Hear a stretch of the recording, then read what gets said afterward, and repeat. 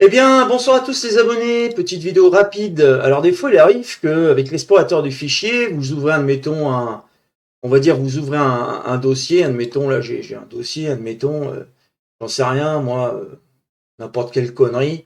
Hein, admettons, ce dossier-là, il y a des fichiers à l'intérieur. Hein, admettons ici, là. Et quand vous voulez ouvrir le fichier, bon, là, il va s'ouvrir. Mais des fois, ça vous met erreur de chemin. Le chemin du fichier n'existe plus. Enfin, des conneries comme ça. En fait, ce qu'il faut réparer, c'est tout simplement l'explorateur de fichiers qui correspond au disque. Alors, il y a une méthode, je vous mettrai le lien de téléchargement avec la vidéo. Hein, il y a une méthode, ils expliquent ça sur la page de chez avast.com, comment s'en servir.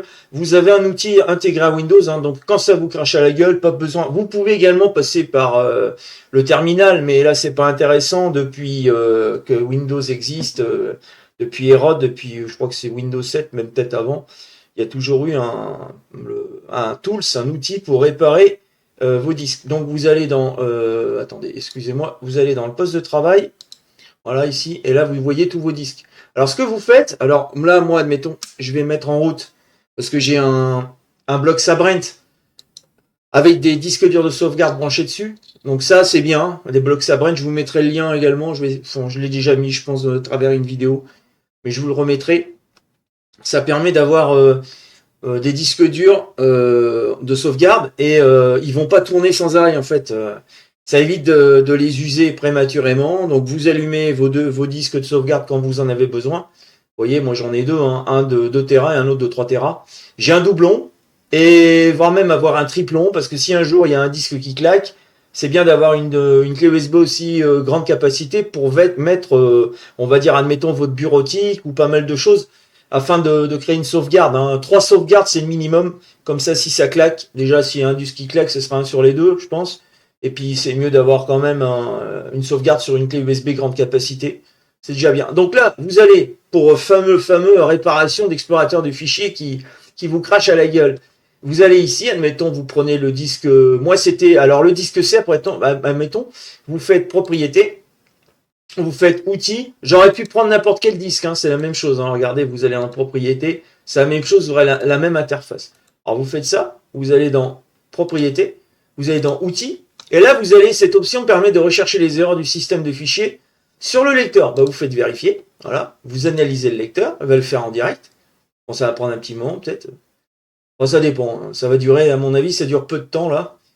Ça va aller vite parce que je suis sur un NVMe. On va attendre. Et là, à un moment donné, bah, à la fin, il vous dit je trouve pas d'erreur sur le fichier, donc là c'est bon. Aucune erreur. Voilà, il vous dit qu'il n'y a aucune erreur. Par contre, des fois, il vous dit il y a des erreurs. Alors vous fermez la fenêtre et il vous dit voulez-vous réparer? Et vous faites OK, vous acceptez la réparation. Et là, il va vous réparer, bah, ça prend un petit moment, hein, il y a une barre de progression.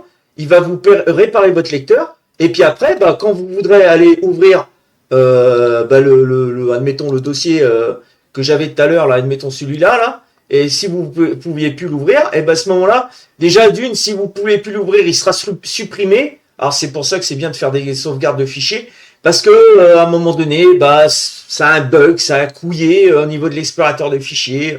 Il y a eu, voilà. De temps en temps, je vous conseille de le faire, de temps en temps, comme ça, si peut y avoir des erreurs cachées à un moment donné, et puis ça, comme ça vous met devant le fait accompli et vous faites poutrer la gueule. Alors le mieux, c'est de faire des vérifications de temps en temps de votre lecteur, comme ça, bah, vous n'aurez pas de surprise, de mauvaise surprise. Donc voilà.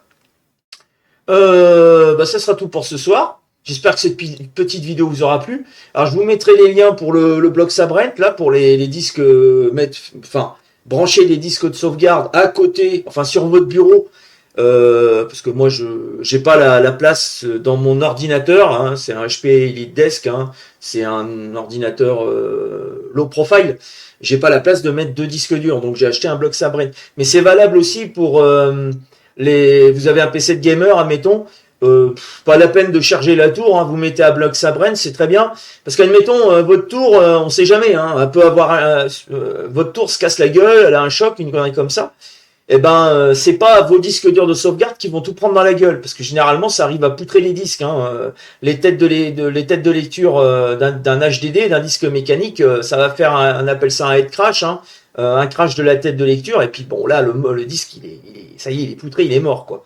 Donc voilà, pour éviter ça, je vous conseille d'avoir, alors soit vous pouvez aussi avoir un serveur local, hein, avec bien sûr, comment dire, un rack avec tous vos disques, hein, comme ça bah, vous y avez accès directement, ou l'alternative à un serveur, bah, c'est d'avoir tout simplement, parce qu'un serveur, faut que ça tourne sans arrêt, il faut avoir un onduleur si jamais ça tombe en panne, etc.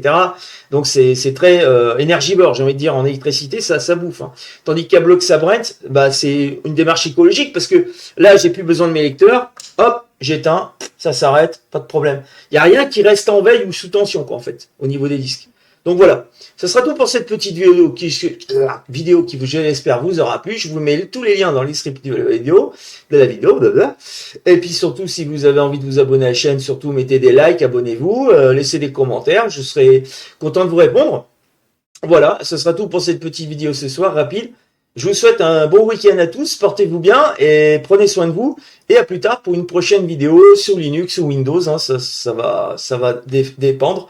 Je pense que j'en ferai une autre sur Windows, sur Linux, et par rapport justement à, parce que j'ai installé PDF simple basique. Donc ça sera la prochaine vidéo, peut-être demain sur Linux. Allez, à plus tard les abonnés.